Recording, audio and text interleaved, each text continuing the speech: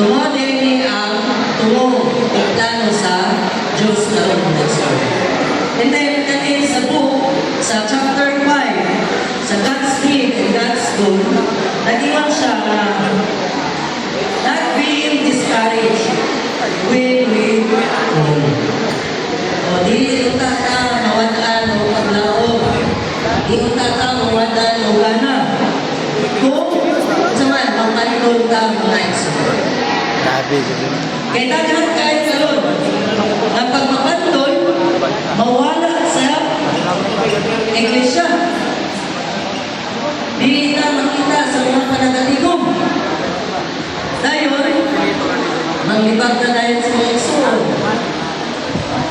Dili ay ingani ang bukod na mahimo sa Diyos kanado. Gitugunan niya na mapandol ta. Araw na makailata sa Diyos. Makailata sa iyang gahong mga isun. O na ngayon sa dere, the spirit will having ups and downs. So, ang atong espirituhan ng tanan, ang atong espirituhan ng kinabuhi, dili kanunay kadasitan. Dili sa kanunay na duyatan. Normal na niya yung mga isun. Na madasita, normal na po niya maluyatan. Mauni ay ni ang inabuhi. Maunang iyon siya na pagkita na ko, dili sa puro buntag na naniyo ito kasi, di ba? Dili na buntag. Dili at butangan ko sa gabi. Then, ingon pa siya na ay adlaw, ay gabi. There are sunny days, and then there are cloudy days. Hindi ko pwede na puro tingin lang. May kung puro tingin, ang buwag na itong tala na. Hinahangan sa ako, tingnan. So, na-ayoy, saman, na-ayoy siya'y kapatapiro mo, bansay yawon ta sa itong kung nasita, hindi ko rin yung palaginan na naging kayo. Kasi kita na naging ako, mo raise na lang, kung sa'yo ako, kita na lang. Ako ata na, hindi. Nagyapon tayo pa, kung sa'yo nagyapon tayo pa kung tax. Walang ingat ng mga isuon na hindi kita ma-discourage kung kita mapanood. So, na ang una o ikaw, nandun sa ikaw pa na mensahe ay God's goal and God's need. Nag-isgot yun siya sa process araw na makabarundan sa panahon na mapanood ng God's goal. So, naikot siya sa chapter 1, dunay kainahan na ng Diyos. Kita ang mga tao.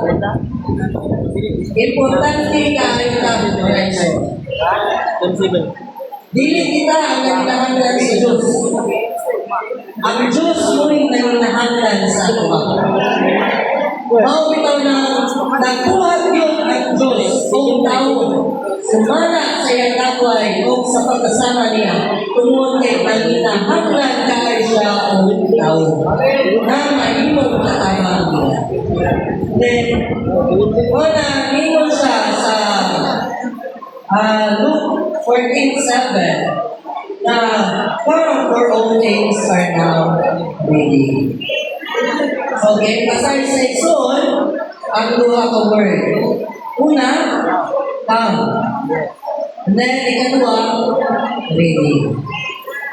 Then, diskutan ko itong sa prodigal son.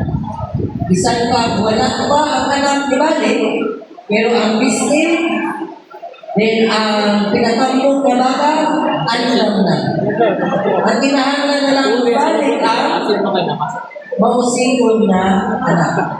So kita sa, iantag na sa Diyos, alam na to ang tanan. Tapi kamera na. Pagkakalan na nato, Hindi ka live, Ha? Budol malita mga igsoon sa iyo.